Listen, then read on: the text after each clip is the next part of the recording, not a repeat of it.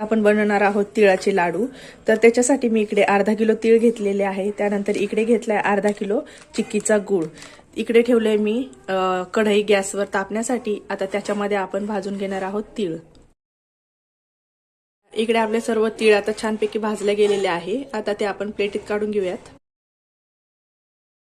इकडे कढई ठेवलेली आहे, त्याच्यामध्ये आता आपण 2 चमचे साजूक तूप टाकूयात। कढईमध्ये मी 2 चमचे साजूक तूप टाकून घेतलेले आहे।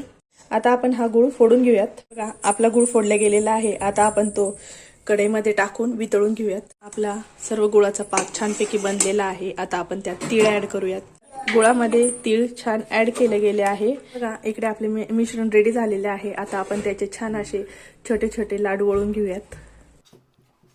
अशा प्रकारे आपले तीळ गुळाचे लाडू रेडी। मी काही मिश्रणाची चिक्की बनवली तर काही लाडू तयार केले। तुम्ही पण असेच करा आणि तुम्हाला व्हिडिओ कसा वाटला नक्की कमेंटद्वारे सांगा आणि चॅनलला सबस्क्राइब